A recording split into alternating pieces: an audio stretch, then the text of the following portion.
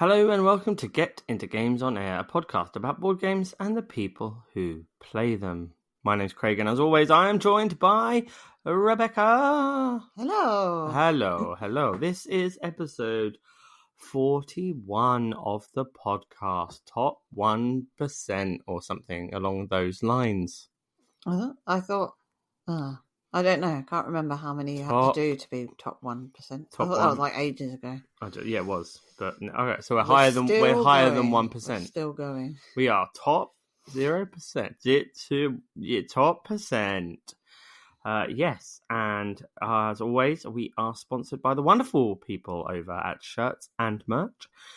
Go to shirtsandmerch.co.uk to dress for games night in style. And comfort.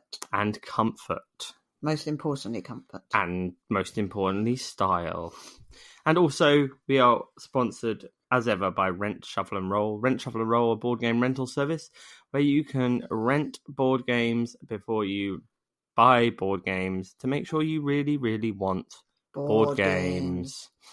Head over to rentshuffleandroll.co.uk and use code GITG50 for 50% off your first month. Rentals. Boop, boop. Rentals. Sounds fun. Yeah. So, as always, we're going to chat about what's at our table this week, some new games that we've played, and our experiences at To Boldly Game, a board game convention of sorts here in Old Blighty, in Leicestershire's National, I'll have you know, National Space Centre, one of our favourite go-to places. Absolutely. Kids love it all year round, and they just happen to show off board games now, run in part by the team who run UKGE, and they put on a show with lots of space-themed board games and such. Do you think they live near Leicester? Nah, is that why they... Maybe they live in Birmingham. I don't know. Maybe they're up this way. It's anyway, a strange place to pick for a board game convention. Well, not really, because it's a space-themed convention in the Space Centre. So I know, but they must have some connection, I'm thinking. Probably. Yeah, I'm going to go on an investigative journey and find out. Congratulations! Why. This is going to be a podcast version of Micro Macro. No, I'm not going to do it now, but I'll let them know.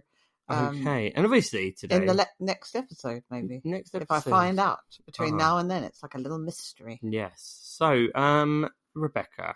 Yes, Craig. Would you like to tell us what's hit our? Not us. Don't tell us. Tell them. Tell the people in that microphone right in front of me. What have we been playing this week? Have we played anything this week? Yeah, well, we didn't actually mention what we'd been playing on the previous podcast because we had a guest and we let them talk about what they had played at the convention that they had been to. Yes. So I'm rewinding a little bit. Rewinding time. And I'll mention some things that we've played recently. So excellent. We played a game of Shobu, which is always fun when it comes to the table. Yes. Abstract strategy game that Craig always wins. But I don't always win that one. I do, mostly when you're playing against me.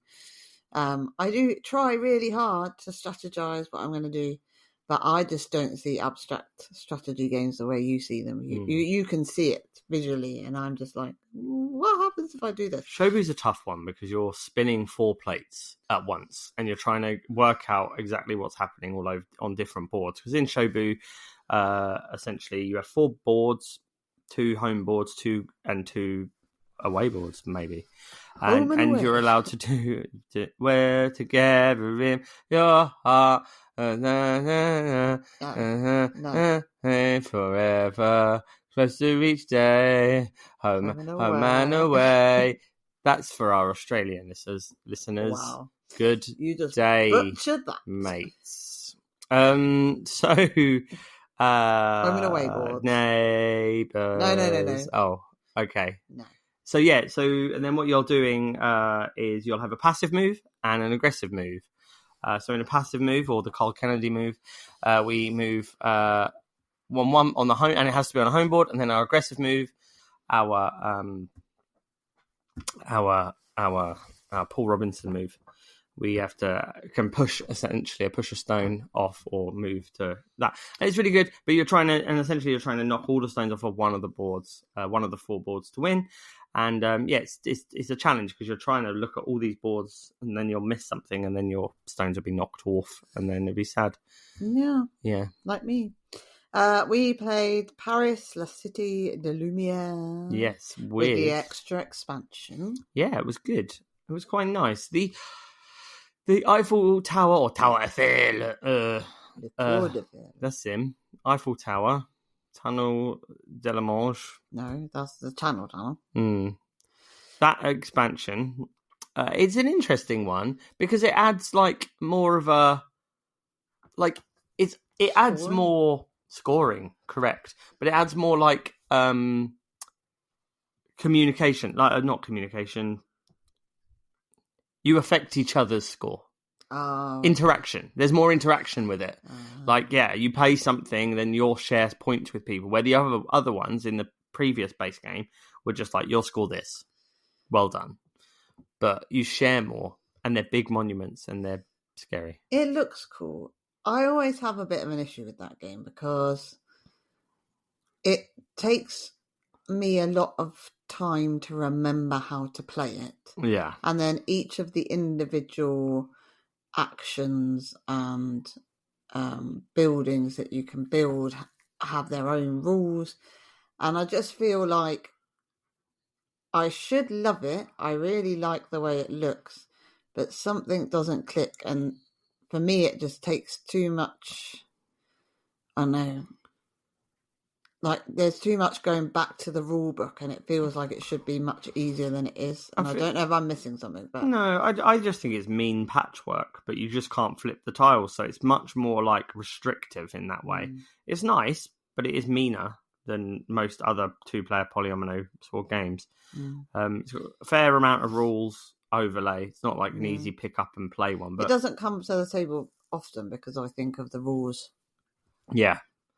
And now it's like the setup is fairly straightforward because you just place tiles out or you pick up a building. Yeah. But then it's trying to work out, remembering how the lights affect the score and all of the scoring. Yeah. I think the scoring is the bit that... Yeah, it's like you need to have your buildings together, but you also need lights around your buildings. And yeah. We played Biomos. Oh, yeah, we got a new game from Biomos, sent to us from the lovely teams at North Star Games. And it's a very interesting, puzzly game. It is in the realms of puzzle of a Harmonies and a Cascadia. Harmony, that kind of thing. More Harmonies, I think, than anything else. Where you're trying to place... it's not planets, is it? It's like terrain, isn't it? Yeah, you're placing terrains in your biome sphere thing, and there are these little discs that go into this cardboard, which I wish were wooden. Yeah, because you get a board which has you punch out. Yeah, it sort of is around your world. It's like a swirl, isn't it? And then you could put these tokens in, and where they go next to each other, sometimes you can smash them together and create a different terrain. But they don't. You're supposed to be able to slide them, but they don't slide very easily. But I feel like if they were wooden pieces, it would be easier to slide them around your planet. I think it's a very cool idea, but production, I think, does hamper it a little bit because it is all cardboard, and that's fine. That's not that bad of a problem. Well, it was a bad problem previously in pod. Well, did you mention it previously? Yes. I think you've mentioned it to me almost every single day this week. This is true. Cardboard is horrible. No, it's fine. I feel like it's quite a tactile game. They want you to move things around. You take the tiles out of the bag. I feel like... But I think if the cardboard's not flat, because the cardboard kind of has a little bend, you can swipe your little cardboard circles around and they slide underneath the thing. Yes. So... execution, I feel, is not quite there. And it's a nice little puzzly game. I would definitely play it again. Yeah, but I just think it would have been nicer with some chunky tokens. Yeah, some nice big chunky. We played Ruthless, which was on our to play in 6 January. games to play in January, which Yeah. we're not doing too well on at the minute. No. I think we've played half of the games, but we've decided we're going to have it as a 2-month thing, Yeah, because we actually have the to. games that we've picked with, busy schedules, work, etc., it's quite difficult to get those particular 6 games to the table, especially when a lot of them are new ones that we need to read the rules and really understand, like Hogs of War and Undaunted. Yeah, I think we set ourselves up to fail a bit on that. So I feel like January, February, like Yeah. 2 months to play those games. If they're not played, Yeah. then we start And then we asking set some fire to questions. the house. I like Ruthless. I actually enjoyed it this time. I think I remember playing it before and it was like, I just didn't get it, but it's just a pure deck building with poker. Yeah, I enjoyed it. It was quite good. It wasn't too bad. I think it can be quite punishing at 2-player. I think that at 2, I feel the aspect of a runaway leader could happen. I don't know. I enjoyed it. We played Survival of the Fattest. Yeah, great game. Which was quite good. With lovely... big, beautiful minis. That they're just, production on that one is almost the complete opposite. Like, it doesn't wow, need to be that. This doesn't. I do not need a massive, great bear the size of my hand, but you get the choice. Sure, I'm happy for it being there. You get the choice to play with the cardboard standees, or to play with the the minis. Plastic minis. It's the same as why would you not? But it's like transmissions, isn't it? Transmissions. You either play with those incredible plastic robots, or you can play as the standees, and no one's playing with the standees. No one's doing that. Sadly not. We played some Star Wars Unlimited, Twilight of the Republic. Yep, series 3 of that. We've played a fair few games of the Star deck just to refresh our memories with the way that it plays. I've noticed that Twilight of the Republic is very good, but it feels... I don't think I think the Ahsoka leader, for me, wins it like 9 out of 10 times. I don't know. I don't think we've played it enough. Maybe you have. I did. It, but it was a bit of an interesting... I guess you can build your deck to... Yeah. It's got some very interesting new mechanics. The new exploit and coordinate mechanics are pretty cool. Like, the exploit is that the droids can essentially kill themselves to make stuff cheaper for them to have more droids. And the coordinate for the rebellion, the clone troopers are, if there's more of them together in greater numbers, they are more powerful and they have extra points and stuff. So that's pretty cool. I do like that. Yeah, I've just realised I didn't put where we played the Star Wars the deck building game. And you know why I thought about that? Why? It's because I think I've actually... done a 180 again. Yeah, I think I actually prefer the Star Wars the deck building game. Do you have a friend who designed it or anything? No. Oh, it's a shame. No. But I've really enjoyed that. Since we got it back from Beardy Games, we've been playing a lot more of it, and now you've got the Clone Wars version as well. And I really like the way that plays out. And I will obviously play Star Wars Unlimited, but I feel like, I think we've talked about this before, unless you build up your deck. So we're kind of, I guess there's 2 camps of people who play Star Wars Unlimited. There's the people who build up their deck and want to play competitively against other people. There's people that collect the cards because they like the artwork. Yeah. We're kind of in the camp of collecting the cards, so we don't build up our decks because we've used the cards to put into a folder. Yeah, but there's also there's a group, there's pay to win, where people are just buying all the big expensive cards to make a deck so they can go to tournaments and win tournaments and get nothing for winning a tournament.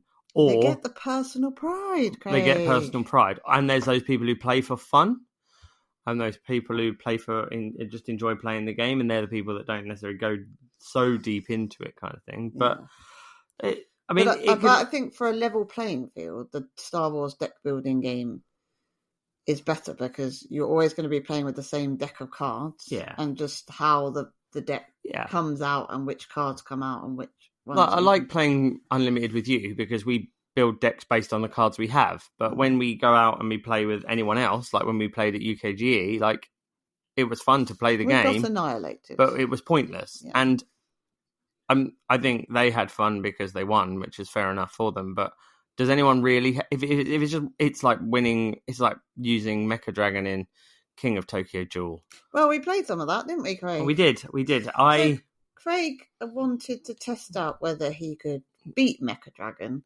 which essentially just meant that we opened the box, we set it all up. Craig rolled the dice. Managed to move the pieces closer to his area. Yep. I had one roll, didn't really do much, and then Craig beat me. That was the game. Yeah, it took me three rounds to 3 goes, essentially.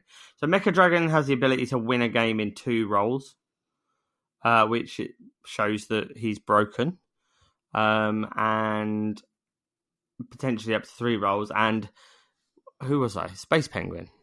Or the cat? No, you were the alien, weren't you? Oh, Alienoid also seems to have that same ability, but it's just by dragging one of the things, because the ways to win, you get 2 of your the markers in the spotlight or 1 to the end, and there's a way to do that just by rolling the right set of dice. So yes, broken.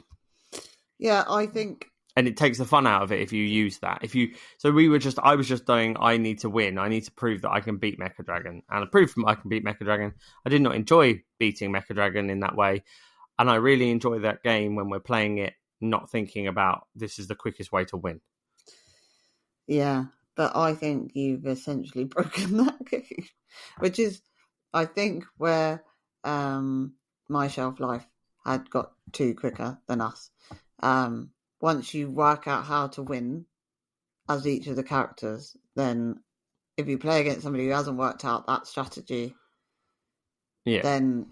But I don't think there are characters to win as that are better than other characters. But it's not a good game, is it? If one person can just win outright, and then it needs to be back and forth, and so that's not a balanced game. Essentially there are 2 characters that don't really work so well. Yeah, but I think that makes a bad game. Yeah, so you just. I would rather play King of Tokyo, the actual King of Tokyo. Yeah. Over playing a game that potentially ends in 2 turns. Yeah, what's the point? I think there is some bad planning that seems to have gone on. I think it's in the extra powers. I think if they didn't have the extra powers, which I get, you want somebody. I think it's maybe always you have to earn that. It's always been asked for King of Tokyo to have asymmetrical abilities, which is why they did those in King of Tokyo. You can get the expansion with the power ups, can't you? And you get those 3 cards that you unlock throughout the game, and it gives that your monster different abilities going through. Yeah, but I think it needs to unlock. I don't think you can just start with that power. I think you're right. Essentially, in a 2-player game where it's back and forth, it shouldn't be that easy to win. Okay, yes, it's a quick game, 10-15 minutes, but it shouldn't be 2 minutes. Yeah, it's a lot of fun. It's a lot of fun when it's back and forth. It's just not a lot of fun when you actually go, right, I can do this, and this is how I'm going to do it. These are the dice I'm going to roll. Forget about the rest of the game. I'm just going to literally try and roll these dice this specific way. And if I don't, I'll get the dice back because I know you're going to try and roll the dice your specific way. So yeah, but I think you may have broken it for me. Good. That's what I do. I do that best. Watch out on Vinted. It might be there. We played My Little Scythe with our daughter. That was good because she really got into it. She really strategized herself. Yes, she did beat us. We played Power Plants, which we seem to have just recently got some KTBG games. Yeah.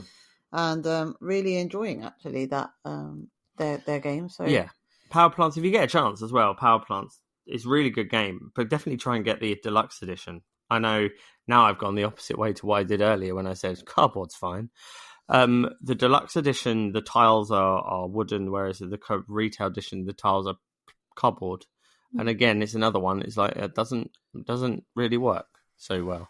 No, but it's a good tiles, little puzzly game, and you can choose to do 2 things. I can't remember what it's called. Grow and something else. Propagate. No. No, but you essentially can use the plants in two different ways, so they can do different things depending on how you use them, and it's just a really interesting puzzle as to do I want to activate all the ones around it, or do I want to activate its power? And you put sprites on the thing, it's all fairies and stuff. Yeah, it's cute. Really nice little game.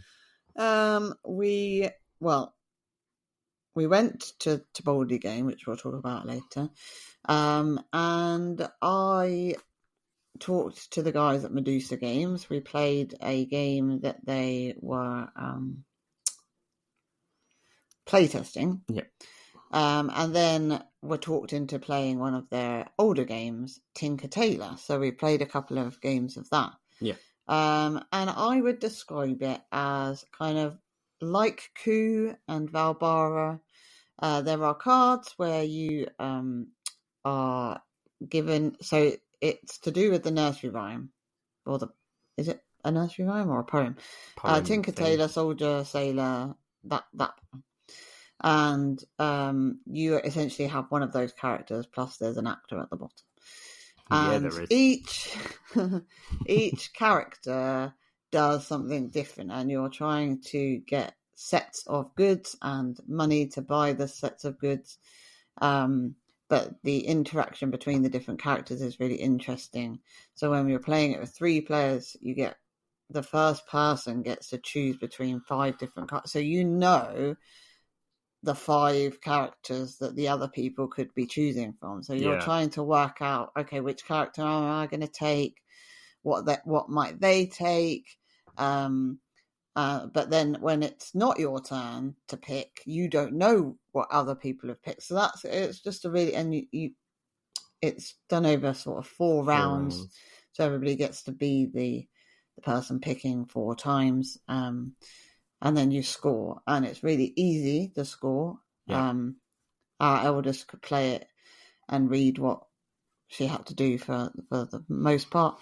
And it was really, it's really good, really good. Yeah, so it's like you said, and I've not seen it around very much. No, not at all. It's still got that Valbara-y kind of.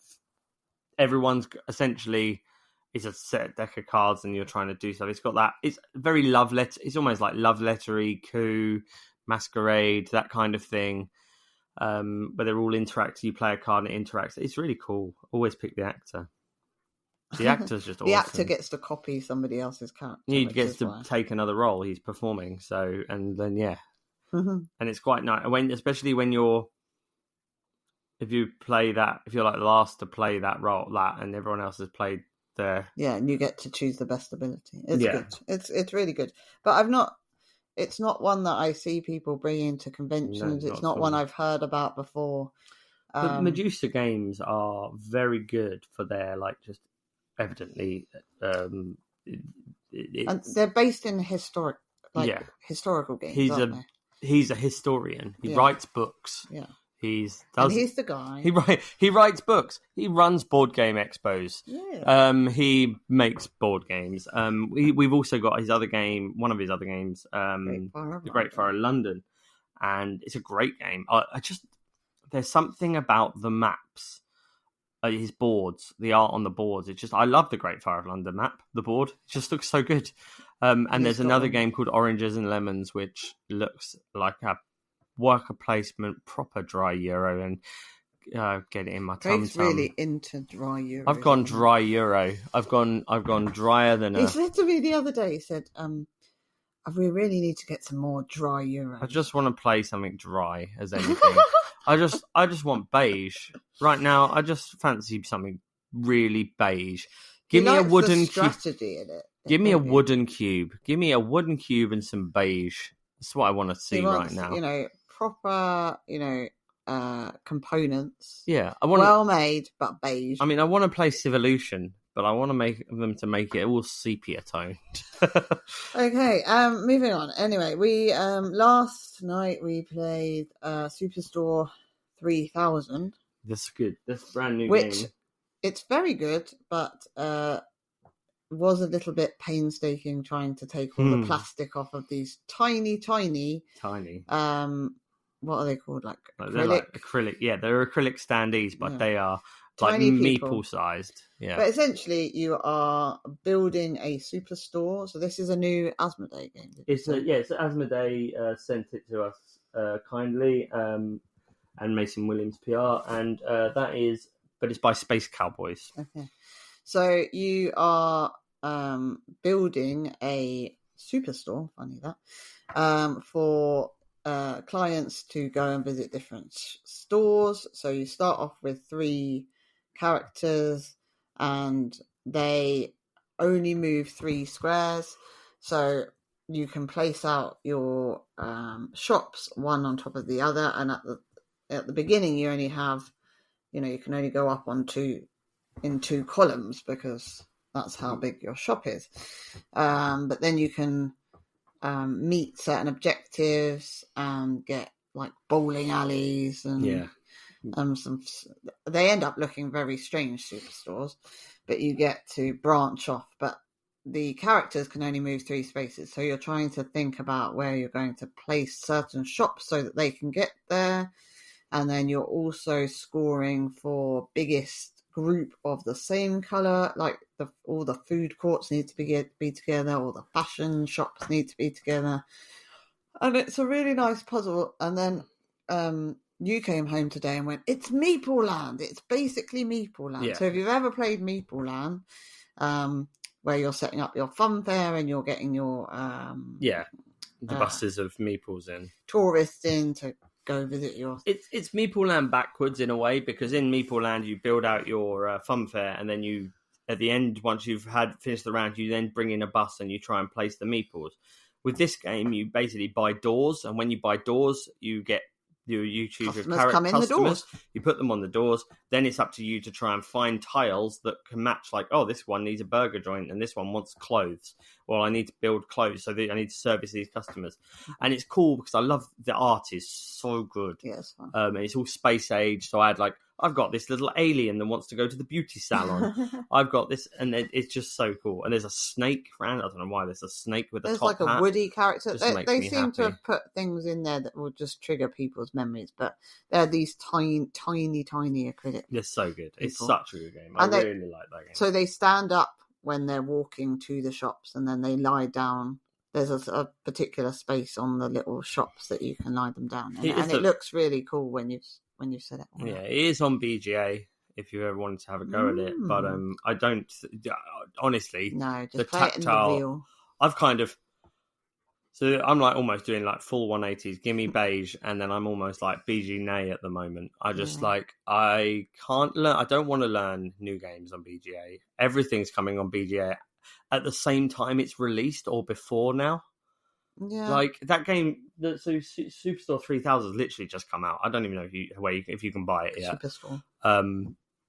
But it's on BGA. It's like I want. But I think sometimes we've got to the point where sometimes it actually puts people off the game because you think, oh, well, that's quite boring. But actually, in real life, that's actually really cool because you're moving your characters and and it feels like different. Fromage. We played online, didn't we? While I was on the train going down to Eastbourne the other day, and it was just it's not the same. Just without putting, your cheese piece down and then putting your thing on top of it. So I mean, I love, and again, like we said last time, we said about Survive the Island. Like, don't play it on BGA. It's just bad. Anyway, that's what we've been playing. We played a bit of double Star Wars because the reason why we were talking about To Boldly Game was because you were working like you did last year. And one of the games that you got sent to learn so that you could teach other people was Star Wars Double. But our eldest loves Double. So we played a bit of that when we got home today. And you taught us what version? Because everyone knows Capture the Flag. Did you say no? What was it? Hot Potato. Hot Potato. Because everyone knows Double, and everyone knows Double is just essentially matching a picture and a card, but not. And as always, people go, "Well, that's the game. There's no point in me reading the instructions." and how to play. But there's 5 different ways to play Dobble in a book. I'm sure there's even more ways. There probably are, but there's 5 official ways in the rulebook. And one of them, my most favourite one, is hot potato. And it's your most favourite one too, isn't it? No, it's not. So hot potato is even better when you've got more people than just 3, but you just have a deck. You evenly pass out the deck of cards, so everyone's got roughly the same amount of cards. Everyone puts their hand into the centre, and they're in a big circle with their hand out, with the pile face up on the centre of in the centre of the circle. And then what you're trying to do is look at everybody's hands and start putting these cards on top of people's piles, like by matching them, and it's the first person to essentially get rid of all their cards. I was almost crying at one point because I had given Craig or our daughter a card, and they were firing back at me quicker than I could get them out of my hand. And I did, stop, I want that. And it was incredibly frustrating, incredibly anxiety-inducing, but like amazing fun. Like, yeah. You know, it's also really it's really fun. Like if you can remember the order that things have just been put down on your hand, yeah. Like you can just literally go, Boba Fett, lightsaber, TIE Fighter, X-wing, because you know that's how they came to you. I was like laughing so much I'd forgotten what the order was, and then at one point I just fired 3 at you and went, Bim! And you were like, no, that's not how it goes. Yeah. But it was really good fun. Yeah. We played, and there's another one called the Poison Chalice, which is very similar. You have a stack in front, in the middle, face up, and everyone has 1 card in front of them to start with, and then what you're trying to do is match it with one of your opponents, and it's the person who has the least amount of cards, and you're just trying to throw the cards out to other people. And we did the triple one where you have to match 3. Which was fun. It was good. It was very good. But what's difficult about the Star Wars Dobble, as opposed to other ones, is that there's a lot of characters that, unless you know their names, you're just going, that grey thing, that one of them, we eventually started shouting out coconut because it looked like a coconut. It wasn't a coconut. It's something to do with Star Wars. Well, the problem with I don't really think the art on the Mandalorian Dobble is very good.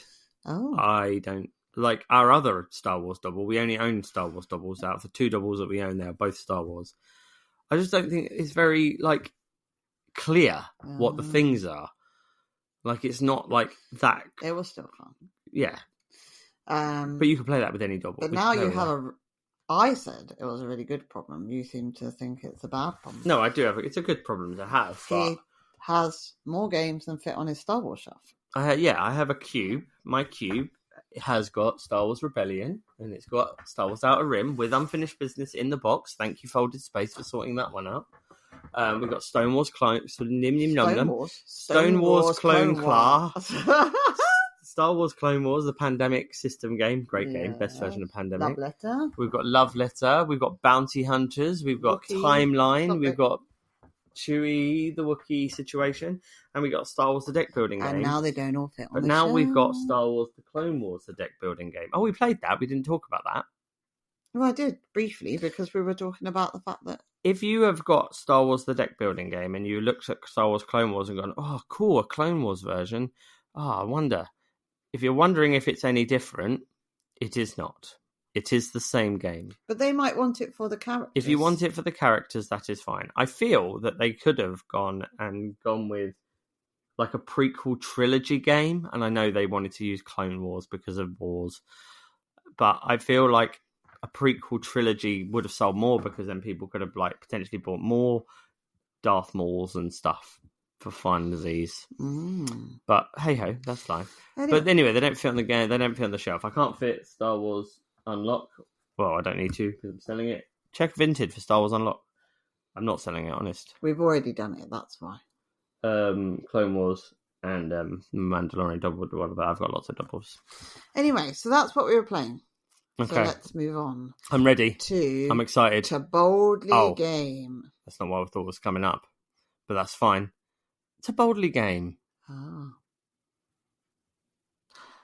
I know what you were thinking. And you haven't done it. And I haven't prepped it. Oh, sorry. Has someone not prepped something? Oh my goodness me. Well, you talk about To Boldly Game and I will prep something. Hello, lads. It's just me here. Craig get into games himself to talk about To Boldly Game. So, what is To Boldly Game? Well, we mentioned a little bit about what To Boldly Game was. To Boldly Game is a board game convention in the Space Centre run by the lovely folks of UK Games Expo, as well as the team over at the Space Centre. They did this last year, and it was a really good event. And they've done it again, and they've just made it bigger and slightly better.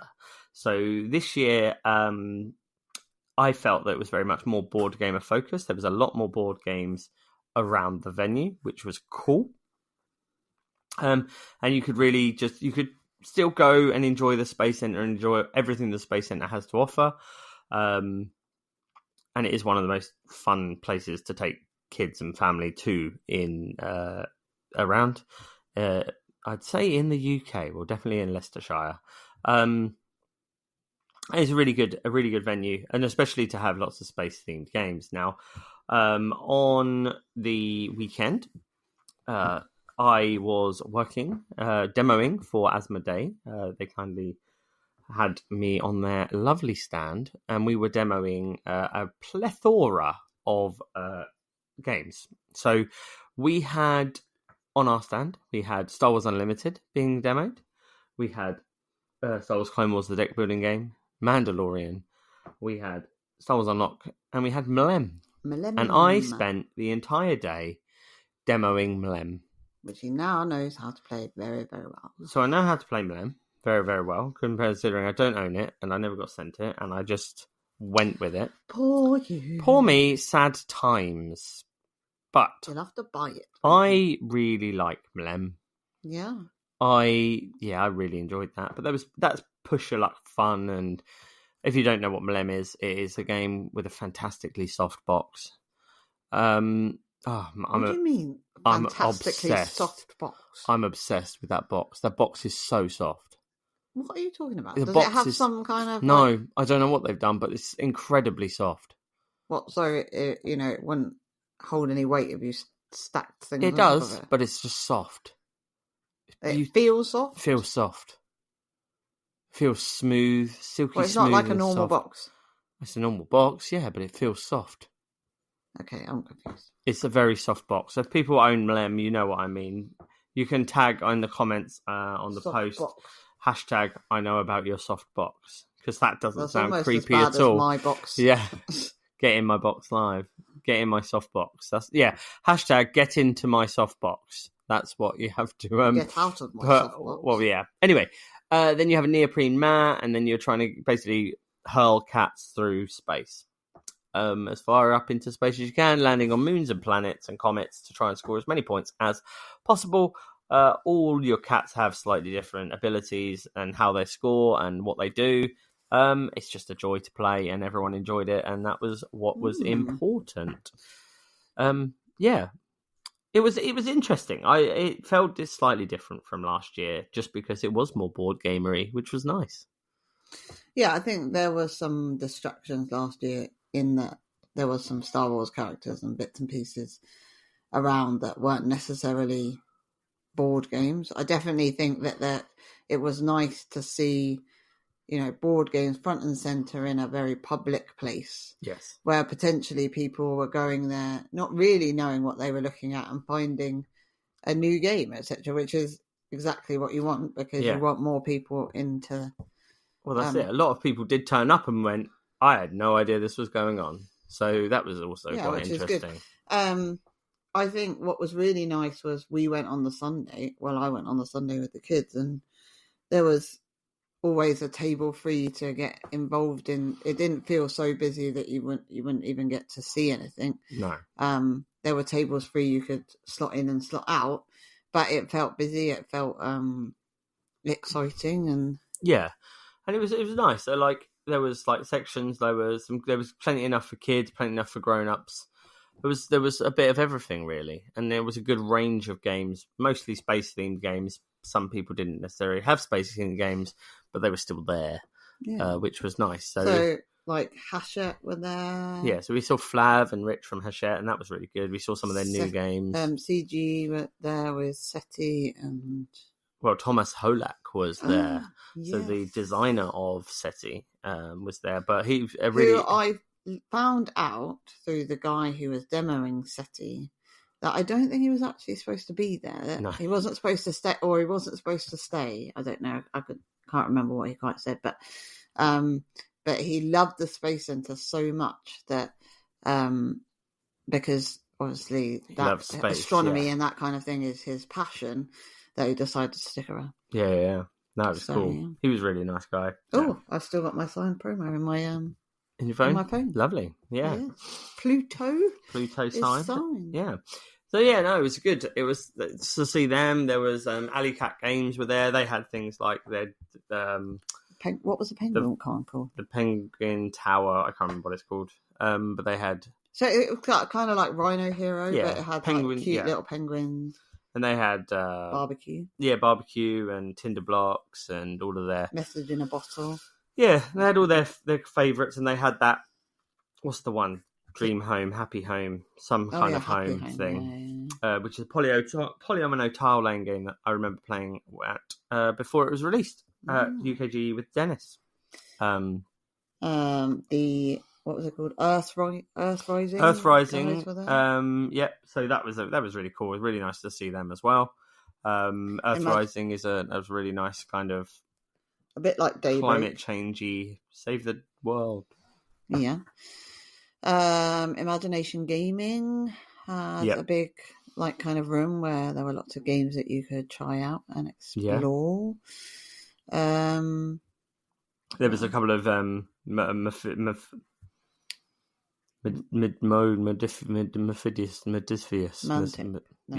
games were there, and Modiphius. The ones with them ones, the ones with them. They had the Star Trek TTRPG and Mass Effect. There was a guy that I can't remember that was doing. They were like RPGs for kids. Yeah, I can't remember his name, but he was a lovely guy. Yeah, and there was Medusa Games obviously were there. Yeah, it was quite a nice. There was a painting as well. Oh yes, so one of the highlights of this year going to the Boldly Game was that we got to meet up with Mashy Meeples, Ruth and her daughter, and we'd only met them at, I think it was the Dicebox press event thing, publisher event, yeah. So that was like 6 months ago. Anyway, she said she was going, and we were going to meet up, and it was really nice because we did. I got to do some things with the kids that I wouldn't necessarily probably have done if I was by myself. So I've seen the Two Thin. What's the company? Two Thin Coats or something like that. Yeah. Painting before and thought, oh yeah, that looks good. Everybody else is doing it. You know, I'd want to take up a table with my two. But her daughter really wanted to do it. So I was like, oh, well, why don't we all just go and do it? And it was really lovely. And actually, our 4-year-old did a pretty good job of painting her little model. But I thought, what a wonderful idea that, you know, you don't have to pay any money, but the children get to have a go at painting something and see if that's the kind of thing that they're interested in. Because, I mean, it is quite a difficult skill. Yeah. And the guy there was so lovely, the guy running it. He was really kind of giving praise to those children who had, you know, gone to the effort of putting in the little details and making people feel good about themselves. And I thought, you know, that's just such a lovely thing to do, because it obviously costs them money to give out the models and the paints and everything. But where else do you get a chance to see if that's the kind of thing that you're interested in? And also, it was a lovely chance for, you know, they were quiet and busy, and Ruth and I could have a little chat, and it was like chill time. But it was really good. And I just was really impressed with the guy that was running it, because he was just getting the children really interested and getting them to think about the paints that they were going to use. And there was no pressure to kind of finish it quickly, because there was a whole bunch of other people who wanted to do it. You know, just took your time, and it was a really enjoyable, you know, half an hour or so. Yeah, it's cool. Yeah. It was a lot of cool stuff. I had a little. Went to Mantic Games and had a little look at their the Halo game. That was quite nice. If you're into Halo, played that if you play that video game. It's just like it's literally a version of it on the tabletop, and it's like a small little skirmishy kind of game. It's really good, actually. It was really interesting. It's based on the whole premise, the whole dice rolling, the whole mechanics of it is exactly the same as another game that they have in their range. But this is just a Halo skin version of it. So if you like Halo, then I think it's well worth a while. Nice little minis. They are paintable. They're not too bad. It was good. We played the game with Medusa Games, like I said earlier. That's like they're play testing it. It's like what I really loved about it. It was like cardboard. You could see the measurements that he's put on the side, and that to me is really cool because you're like, it's the very start of an idea.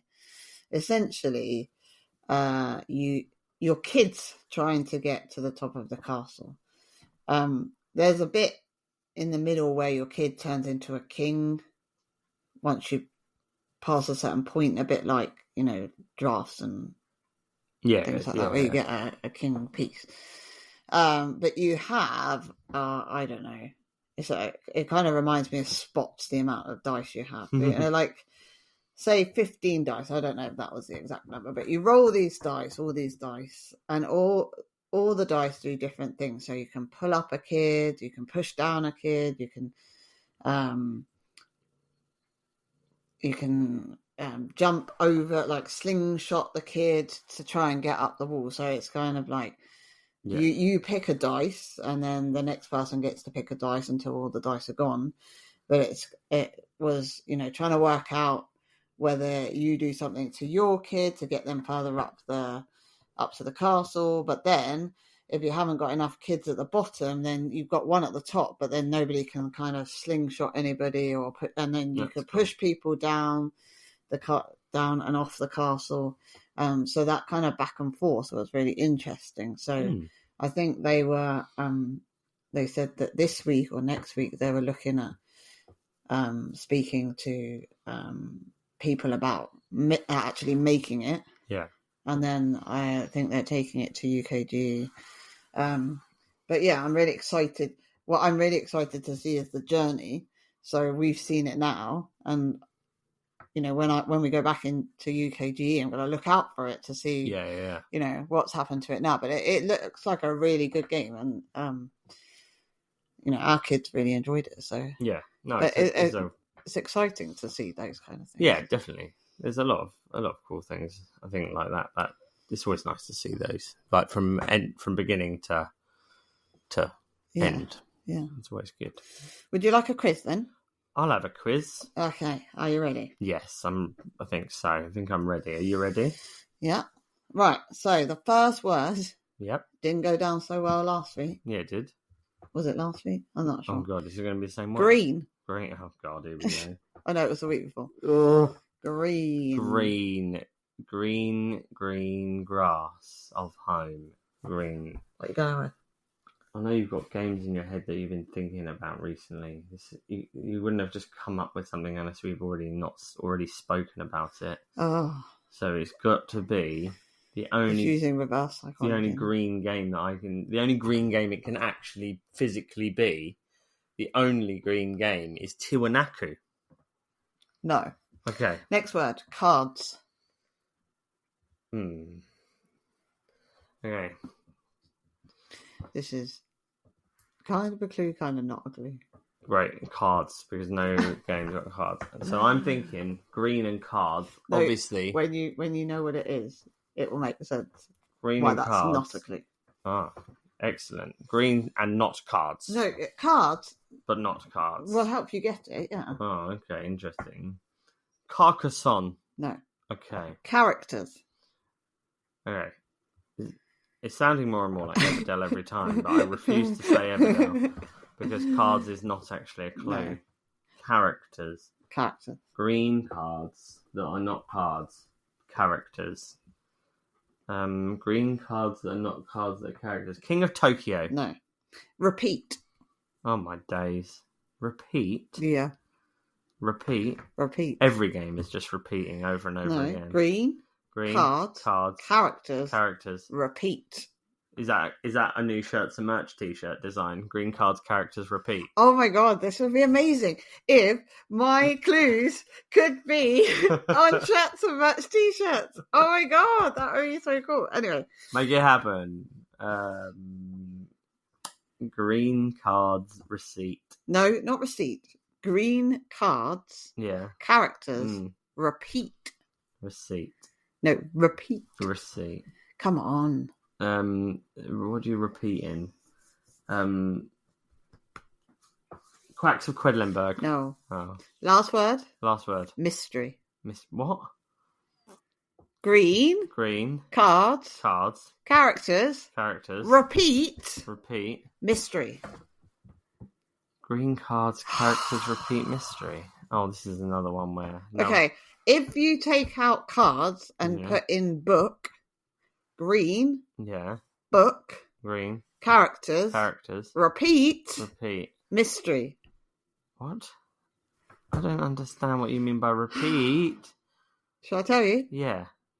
Micro Macro, the new one that we saw at the Space Center. Oh, kids edition. Yes, Oh. it's green, Well, I mean, the book is got the words are written in green, and you get the little green counters. and you get the green counters. Anyway, so we saw at the Hatchet stand.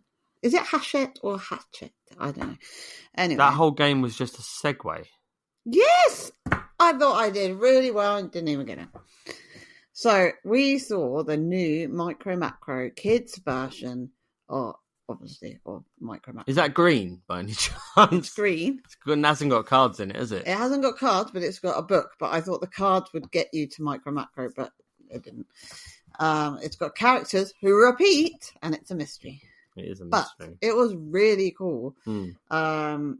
Our eldest loved it. So it's now for the children's version, which I think should just be for the adult version as well. Yes, It's a book. agreed. So you turn over, like a ring binder book, you turn over, it says, find this person, you have to go find it. And then as you turn over, it tells you the answers to, what you've been looking for. It comes with green sort of see-through counters, so you can put that on the bits that you find, so you can follow the person back. And obviously the whole sheet Yeah. is kind of kid-friendly. So obviously Micro Macro, Crime City or whatever, it's got people dead and all sorts. Yeah. Not really It's like missing teddy bears and child-friendly. Follow the Unicorn. So, but it's so cool. So we just did the first one, and you've got to work out how the carrot-nosed character has lost his hat. Mm. So spoiler alert, so if you don't want to know, just, shut your ears off or whatever.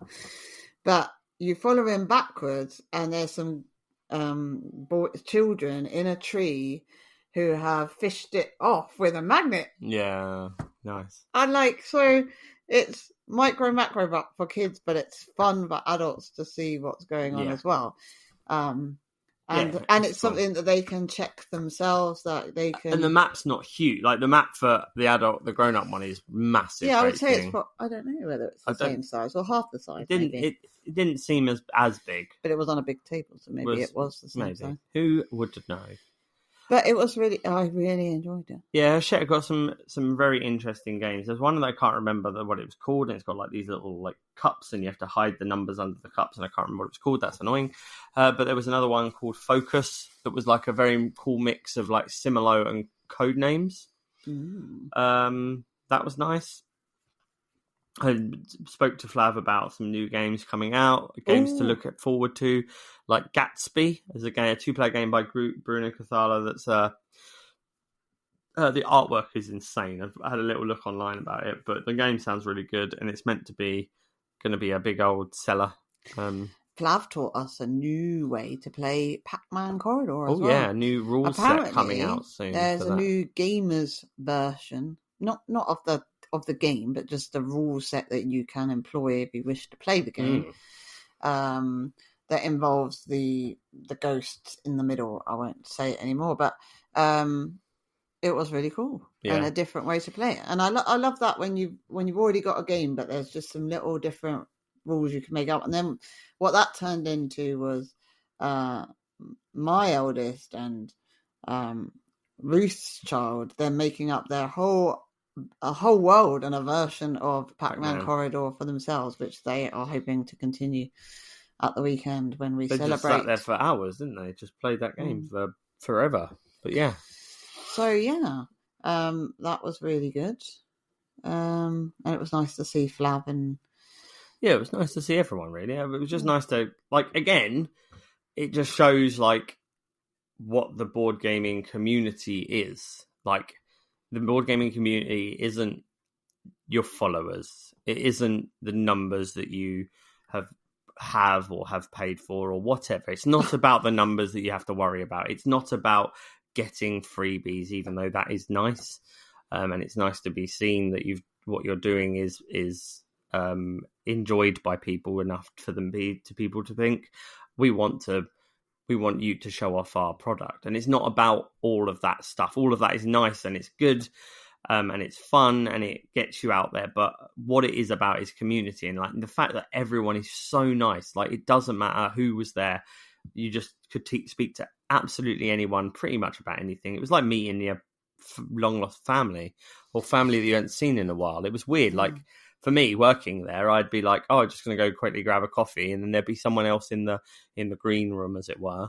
And you just start chatting to people in different, because we're all there because of the same, for the same reason. But the same for me, because, you know, taking the kids to a place like that is fine because they love the Space Center and they'll go do all the rocket stuff. But actually, we didn't spend very much time actually doing any of the Space Center bits because there was so much to do with the board games, etc.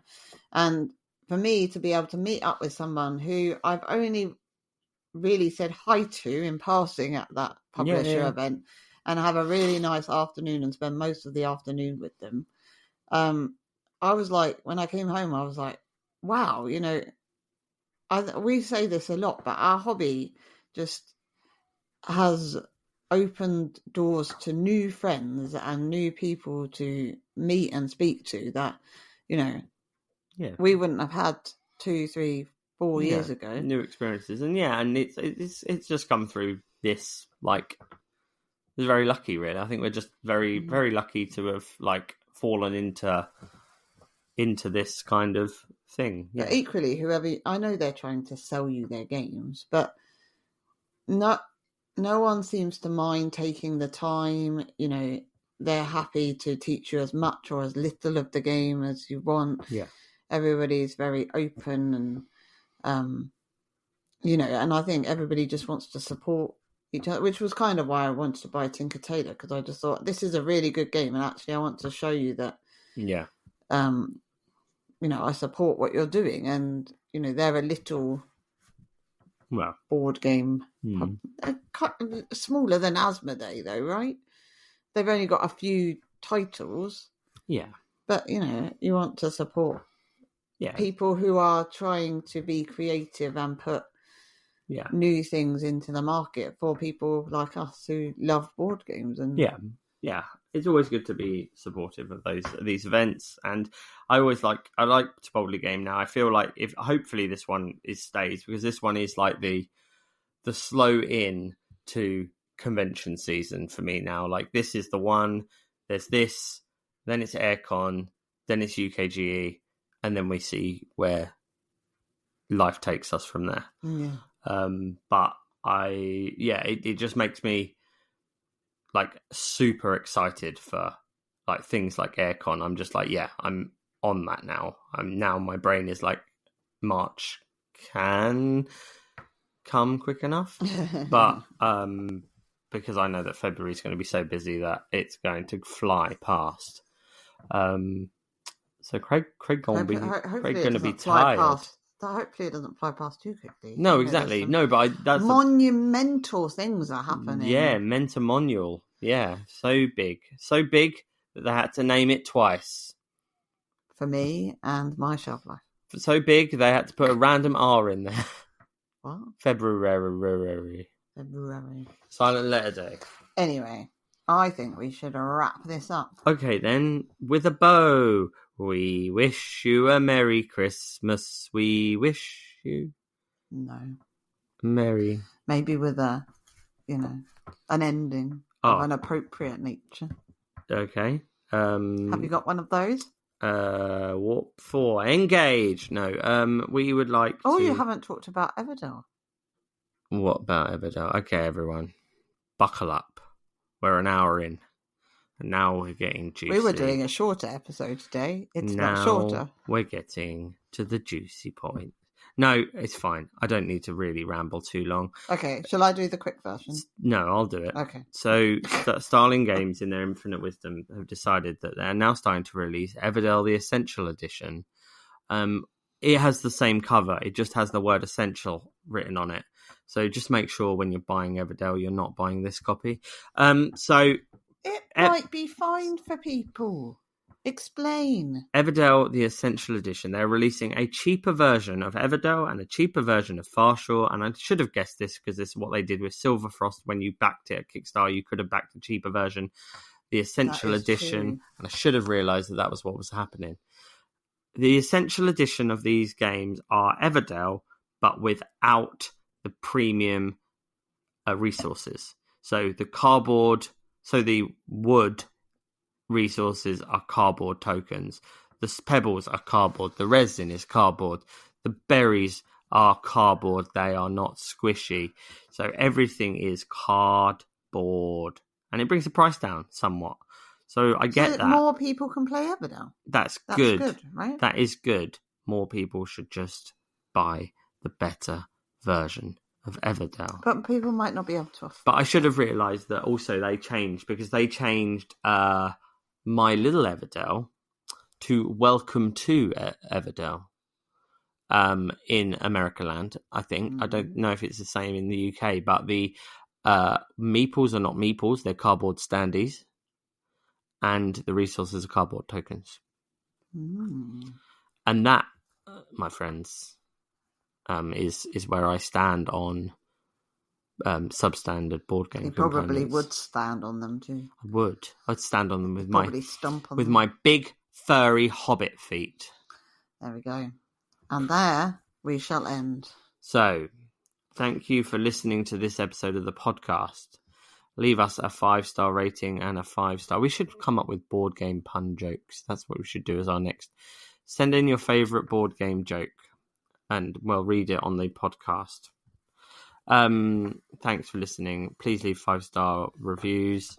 Even if you think it's only worth 2 stars, just put 5 stars anyway. 5 stars. If you're going to rate we us, only accept 5 stars. if you're rating us lower than 5 stars, do it privately so no one has to see that people have rated us lower. If you could leave a lovely comment in any of those comment places that you can comment on, YouTube. If you can comment especially on about soft boxes. Spotify, getting into my soft box, getting My on box Instagram, and soft boxes. just anywhere you want to leave a nice comment, leave a nice comment. If you don't want to leave a nice comment, don't leave a comment. If you can't say something nice, don't say anything at all. Yes, exactly. My nan taught That's me. it. If you can't say anything, you must be mute. No. Well, if you can't say anything. That's true. But, yeah, don't say anything unkind. Our feelings will get hurt. Yes, you don't want to hurt my feelings, do you? Then you will encounter the wrath of God. Yeah. Oh no. Oh no. Someone's going to get blocked again. Thanks, ladies and gentlemen, for listening to the podcast. We appreciate every single both of you that listen and all 3 of you that get this far. And remember to get into my softball. Get into Everdell Essential Edition. Get into space games at the Space Center. Get into the Space Center. Go on, just go visit the Space Center, because what's great about the Space Center is they have a year, it's like an annual pass. You buy your tickets and you just go back as often as you want. Which is great if you live nearby. Which is incredible. It's even better if you don't live nearby, because then you can visit us on the way. Yes, absolutely do that. And play board games. And remember to play more video games. Get into Jamais. Games. Yes, get into them games. Eye patch. It's pirate hat. Swashbuckle cheer. Yeah. Arr. Toodle pips.